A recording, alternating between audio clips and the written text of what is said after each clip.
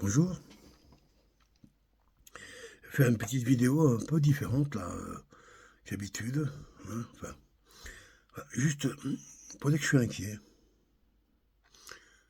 Je suis inquiet de ce qui peut arriver là très prochainement. Je vois même un scénario. Là, on voit que par exemple, le patron de Meta, euh, comment je vais dire ça, vient de prendre possession d'un bunker souterrain à Hawaï, ouais, avec une ferme pour des vaches, dessus-dessous. Enfin bref, le gars, il est en train de s'installer pour se couper du monde. Et il n'y a pas que lui.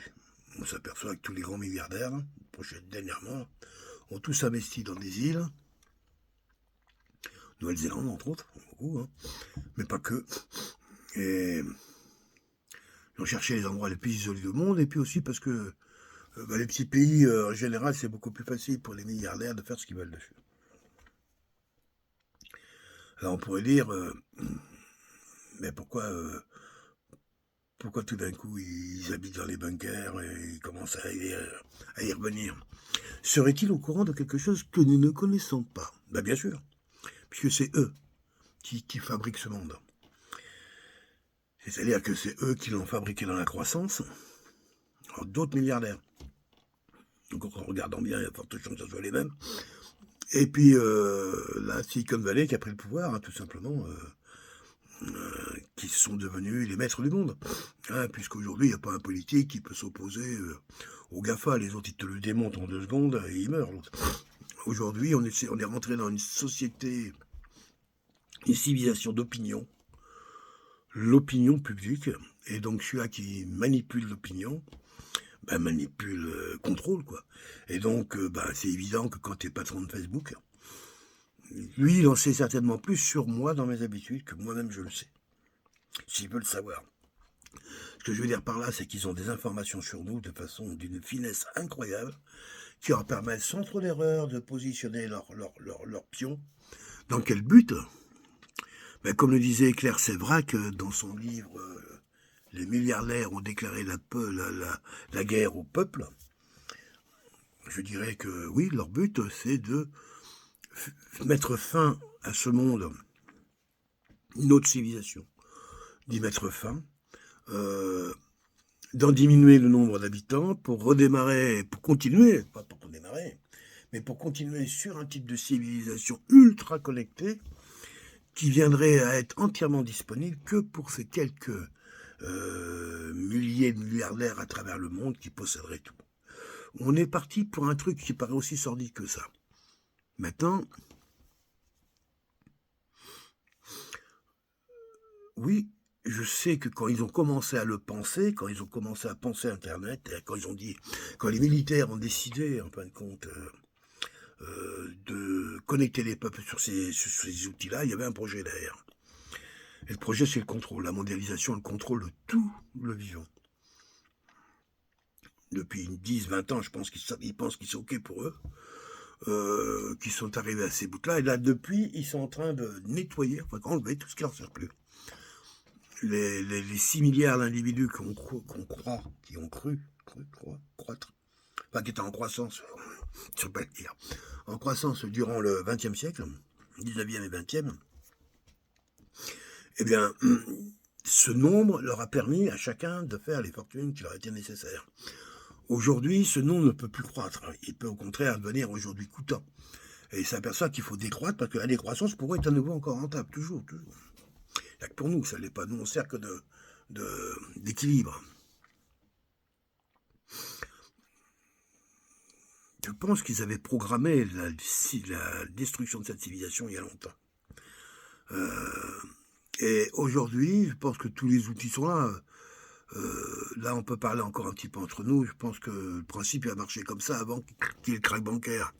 Ils vont faire un crack Internet, ils vont couper ou localement reprendre la main sur Internet, de manière à empêcher les peuples de communiquer entre eux. Ça, c'est ce qui va arriver en premier. Juste après, il va y avoir le crack bancaire.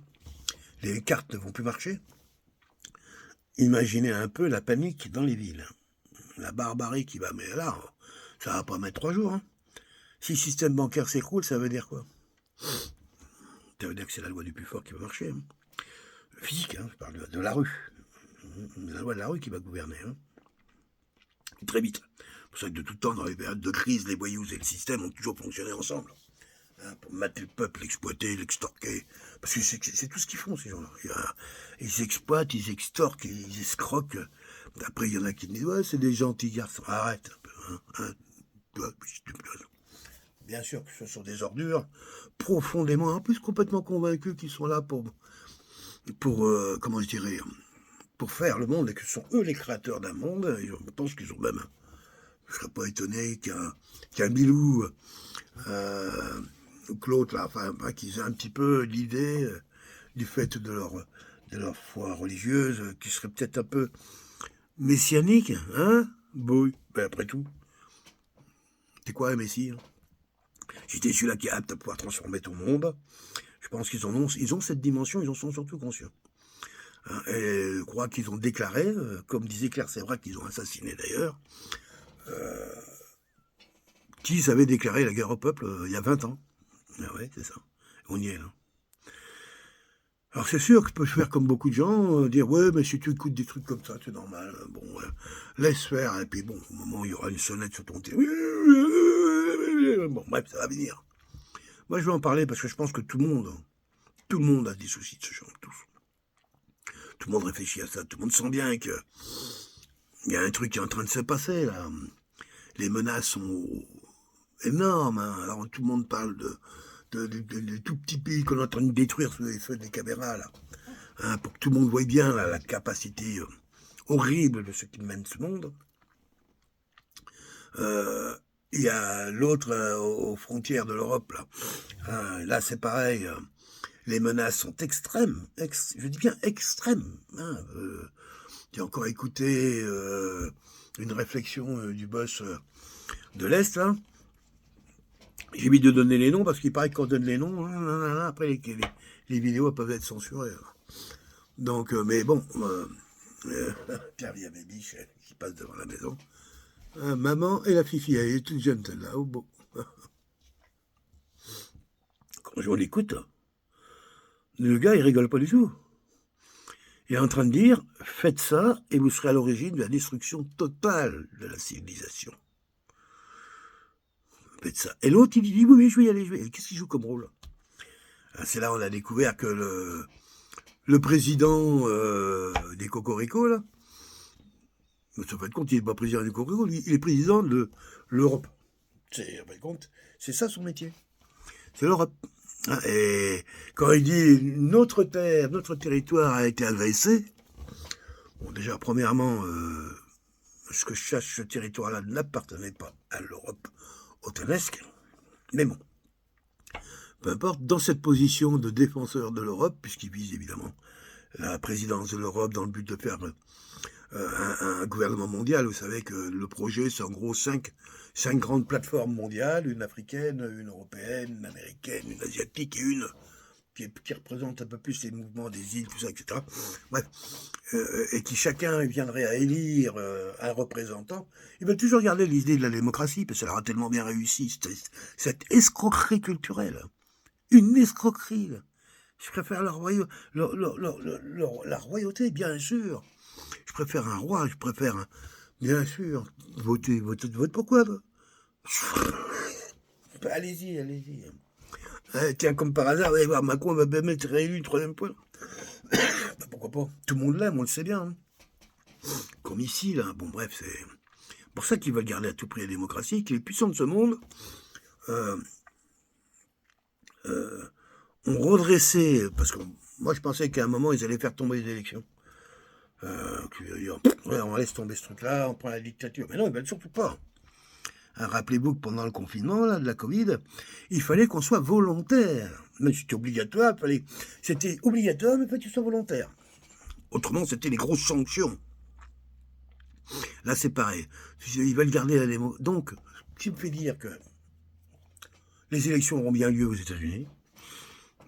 J'ai pensé à un moment qu'ils auraient été capables de pouvoir, ils veulent, mais je pense que ceux qui sont dessus, le vrai pouvoir profond. Je ne parle pas des hauts fonctionnaires qui ont volé le système, hein. Là-bas, on a au bas, et puis A, B, C, clean, tout ce qui clean, aussi, oui.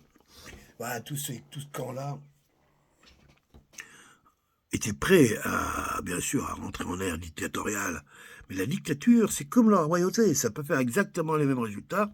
Unifier un peuple autour d'un personnage qui, s'il s'avère qu'il a du talent, pourrait très bien, à la méthode de Adolphe, oui, apprenez votre histoire, vous verrez.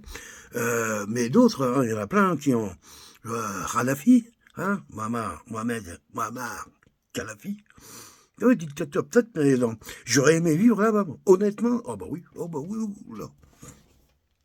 Et pas de problème. Tout gratuit. Au niveau de formation, tout gratuit. Les loyers, les voitures, les études. 90% des femmes sont des études supérieures. Hein, bon, enfin bref. Et puis plein d'autres. Mais non, on a coupé la tête. Hein, là, on a exécuté comme salopard un homme qui était capable justement d'amener des nouveaux modèles sociétaux qui vont contre cette démocratie qui est un poison. C'est un poison, une escroquerie de première, c'est pas compliqué. Et si tu veux t'en sortir, tu es obligé de rentrer dedans. Non mais je fais de la politique. Qu'est-ce que tu sais quoi faire de la politique aujourd'hui avec un système médiacratique qui dirige tout? C'est être capable de pouvoir, moi je dirais, être bien vu sous les feux de la rampe. Où c'est que ça se passe, ça? C'est où la démocratie? Il n'y en a pas. Plus il y a de médias, moins il y a de démocratie, c'est pas compliqué. Nous sommes rentrés en médiacratie, au pouvoir de l'opinion publique. C'est quoi l'opinion publique? C'est lorsque 10 cons ont raison par rapport à 9 sages. Voilà.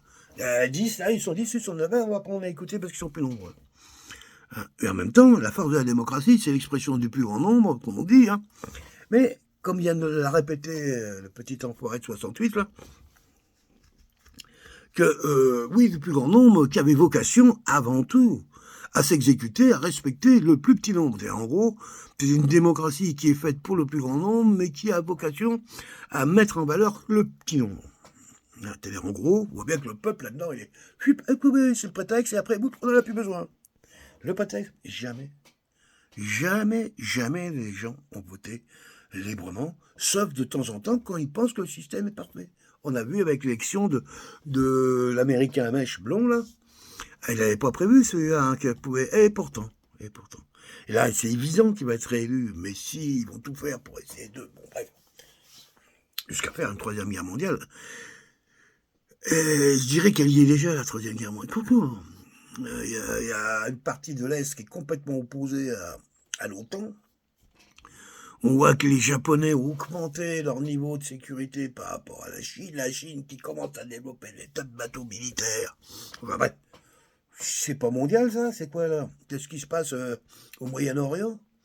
Regardons les tensions, donc on voit bien que oui, on est en guerre mondiale. Je dirais qu'on est en mondialisation de la guerre, c'est pas tout à fait pareil. Hein, c'est-à-dire que ceux qui pilotent le monde aujourd'hui veulent utiliser la guerre, parce que c'est quand même pratique. Hein, ça fait gagner beaucoup de pognon parce que tu vends des armes, après tu reconstruis derrière, donc ça rentre.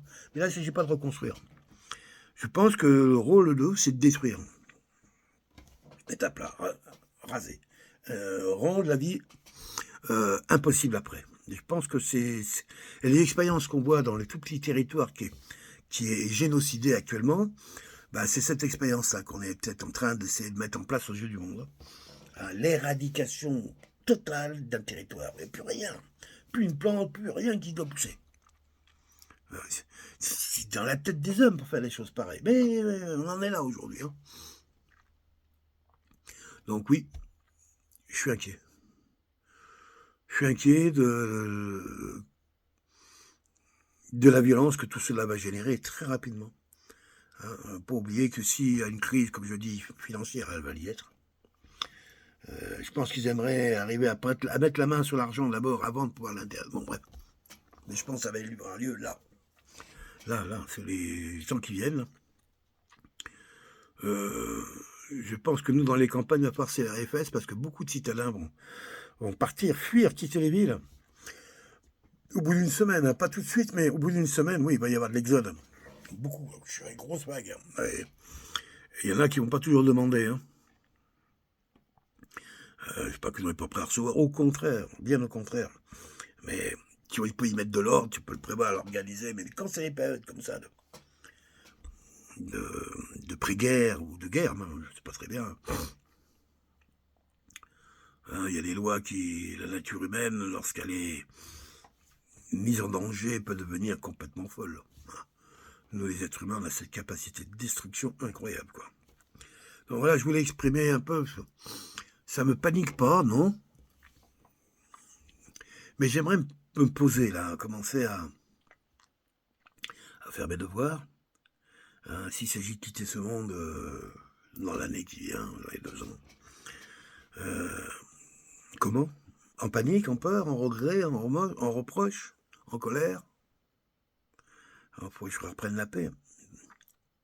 Il faut que j'apprenne la paix, que je la remette dans mon cœur. C'est maintenant. Comme je disais, moi je voulais bien passer de l'autre côté, mais vivant. Alors, la paix, c'est le vivant. Le vivant fait partie. La paix en fait partie.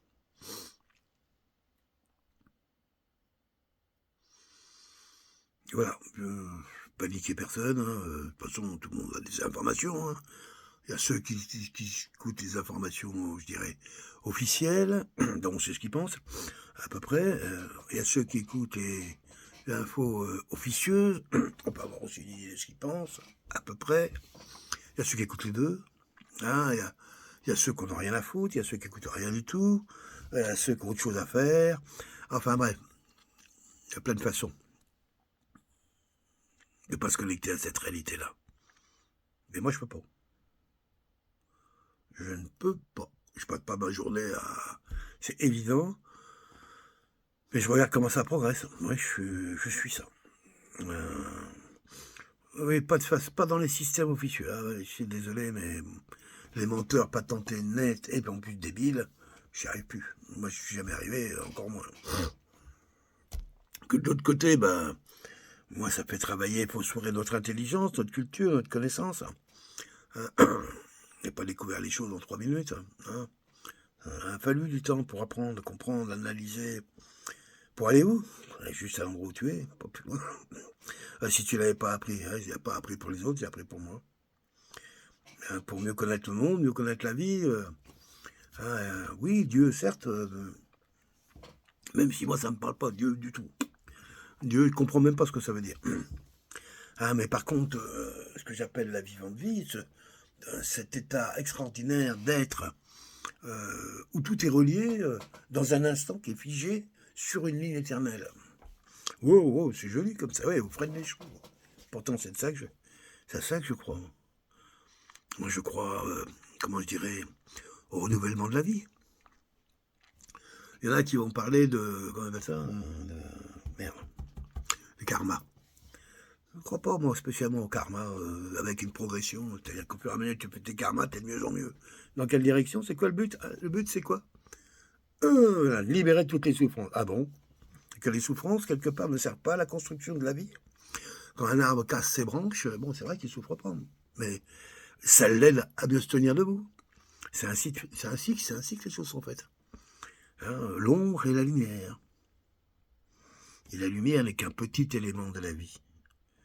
Que nous, on amène comme étant premier. Non, certes, non. Le premier élément de la vie, c'est la nuit. Le non-lumière, où il n'y a pas de lumière. D'ailleurs, la vie prospère dans ces endroits-là. Nous-mêmes, nous sommes nés, apparaissons dans le ventre de notre mère à l'endroit où il n'y a pas de lumière du tout. Oui, on peut communiquer, mais il n'y a pas de lumière. Les plantes, c'est pareil, etc. C'est quoi cet endroit sans lumière qui fabrique la vie?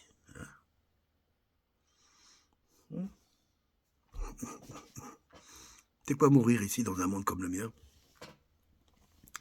Changer de forme. Fondre sa forme pour se dissoudre. Se dissoudre dans l'infinité. Des étoiles, des pollens, des cellules. C'est à ça que je crois. Et que le côté, mon âme, cette âme qui, elle, appartient à ce corps, mais pas que. Appartient à quelque chose de reliant. cette âme, elle aussi, lorsque le corps se dépose, elle vient à rentrer dans des énergies plus grandes, englobantes, venant à donner une force supplémentaire à la vivante vie, qui, elle, anime dans tout sens, dans tout temps, dans toutes les directions, je dirais la reproduction différente du vivant. Cet état-là, c'est ça la vivante vie. C'est là où se trouve mon âme, nos âmes, l'âme, à l'endroit du recyclage. Et pas dans la lumière, dans la nuit, dans l'ombre. Et de temps en temps, hop, une lumière qui passe, une forme qui apparaît, une existence qui se crée, une âme qui embarque. Et la vie continue. Dans chaque atome de carbone, d'hydrogène, d'oxygène, se trouve un parent à nous, un ancien peut-être, une ancienne, un descendant, un animal, un arbre, une fleur, une étoile.